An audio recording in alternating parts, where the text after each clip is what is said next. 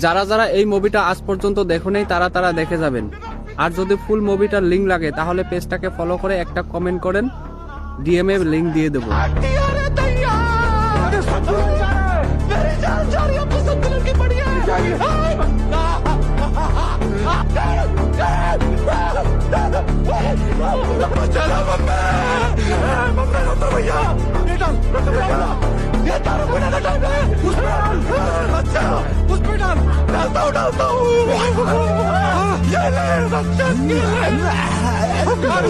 आग लगा